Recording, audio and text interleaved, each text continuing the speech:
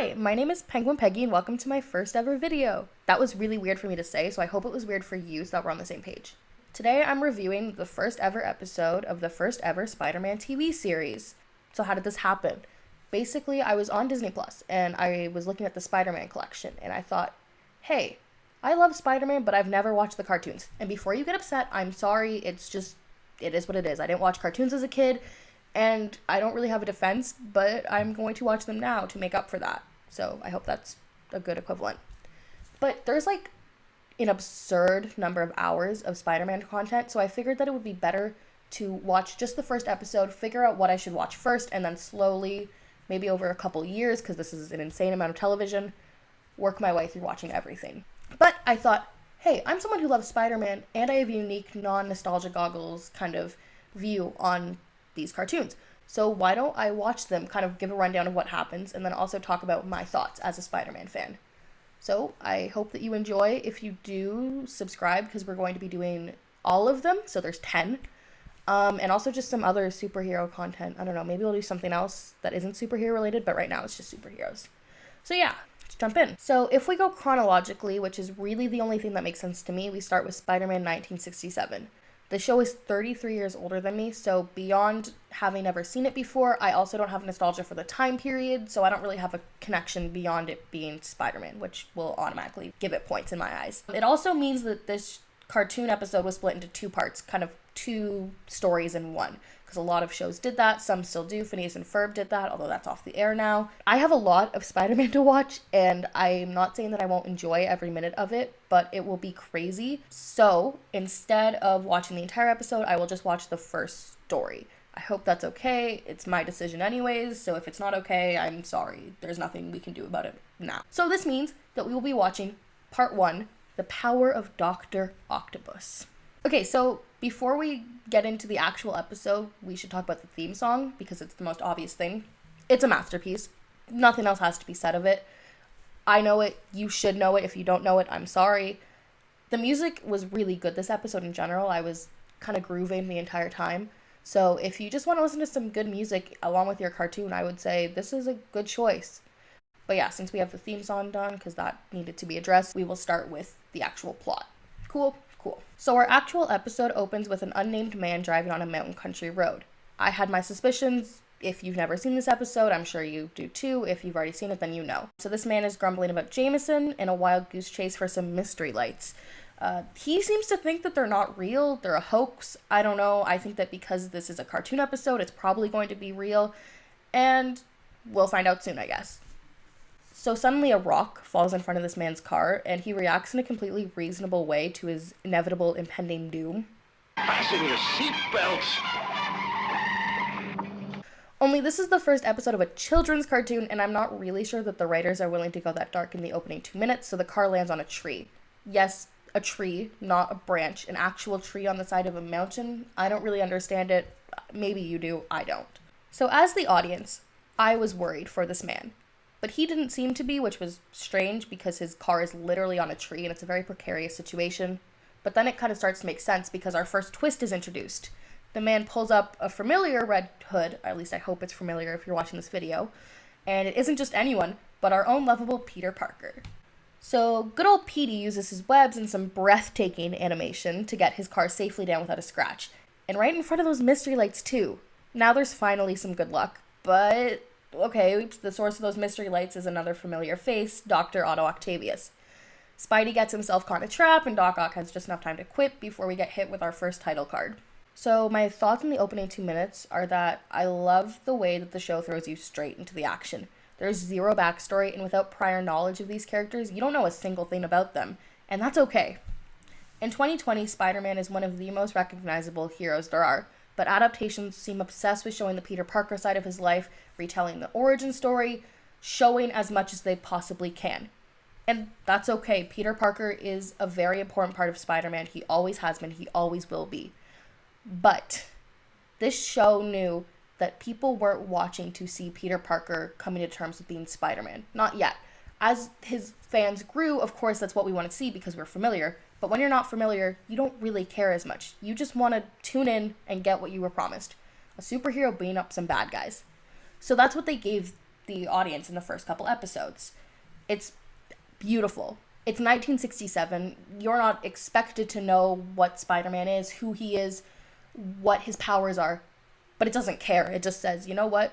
We're going to give you Spider-Man beating up some bad guys and you're going to deal with it.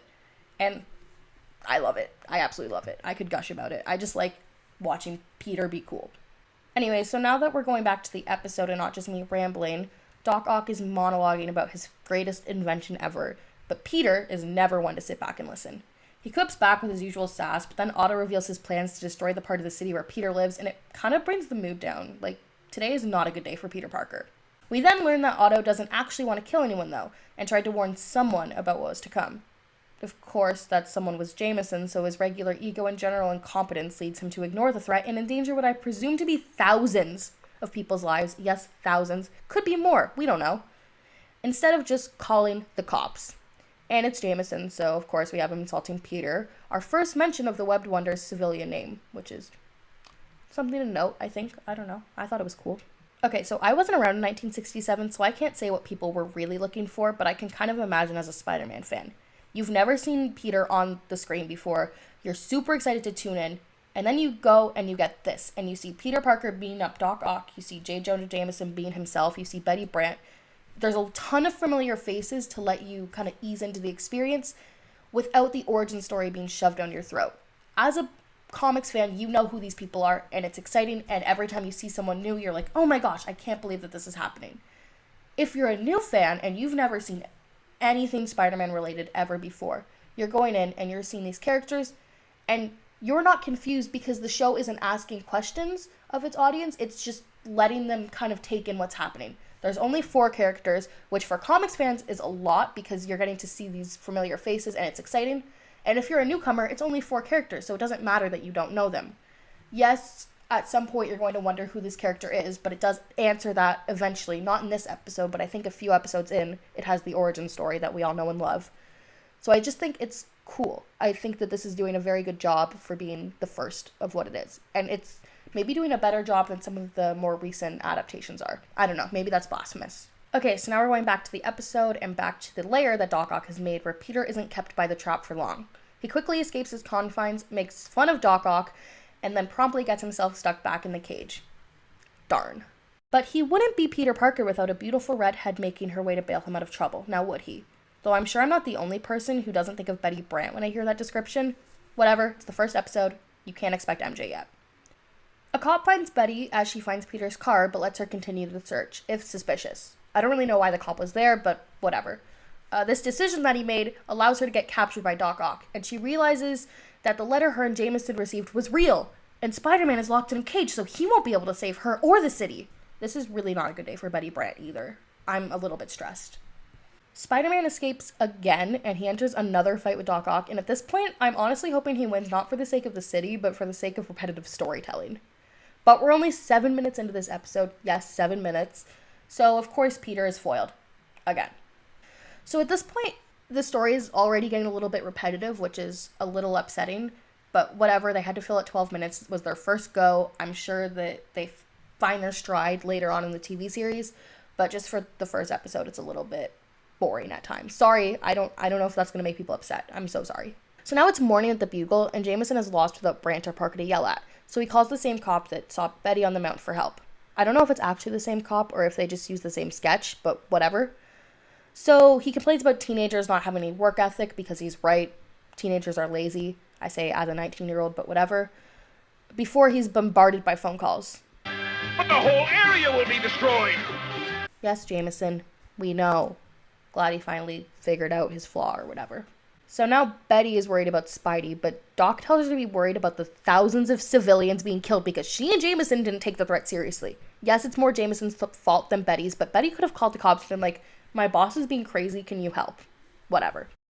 Oh look, Peter's escaping again, and he tells Betty to make a run for it. Then him and Doc Ock have another fight with stellar animation, but this time he finally wins. Third time's the charm, buddy. So now that Doc Ock is defeated, we have to wrap up the episode. Peter walks out of the cave as himself, not as Spider-Man, and finds Betty talking to the same police officer. The audience, who are blissfully unaware, are finally given the hero's full name. Peter Parker, in case you missed that. Betty is furious he was missing. He says he was working on his car or whatever, so the cop leaves him to work it out and finds Doc Ock tied up with a note from our friendly neighborhood Spider-Man. I love this touch. I just like the idea of Peter leaving notes for police and stuff because Peter Parker is an angel. So now we go back to the Bugle, and Jameson isn't really relieved that his teenage employees are safe or that the city wasn't destroyed. He's kind of just upset that Peter didn't get any good pictures of the mystery lights. The first episode, I guess, story, whatever, of Spider-Man ends with Peter looking into the camera and saying, I should have asked Doc Ock to lend me a hand. Then the stellar music kicks in and it's over. 10 minutes once you account for the theme song, and history is made. Do I think that the first ever episode of Spider-Man on the silver screen is a masterpiece? The dialogue is cheesy. I already talked about how it was a little bit repetitive, and I am just a casual watcher. I don't really know much about animation, but from my end, it doesn't really hold up. I'm sorry, maybe that makes you upset, but whatever, that's just what I saw. But it was still fun. I mean, comics aren't supposed to be serious or perfect or make sense most of the time. I mean, I could throw up a bunch of examples of comics being insane, but they're always doing the most. So as a cartoon, it really makes sense, I think. Like, as a first outing, I think it was good. It's a fun adaptation of something that I love, and you have to respect what it achieved and what it did for Spider-Man. I know if I was a kid watching this for the first time, my mind would be blown and I would be having a blast, and that's what's important. As an adult watching this, I think I have to acknowledge that it was made for children. Now, I don't want to give this like a rating or a scale because I don't know who the heck I am to be doing that, but I would say if you're a Spider-Man fan or you have a kid who would enjoy this, go watch. It's a good watch. Thanks for watching this video. I hope you enjoyed it. If you disagree with my thoughts, let me know in the comments, but if you enjoyed this, subscribe and leave a like. I can't promise when the next part of this series will be out, but I do have a video that I just filmed where I asked people which superhero they would be if they had the choice. Choose any superhero. So yeah, if that interests you, also subscribe. But yeah, I'll see you soon. Catch you later.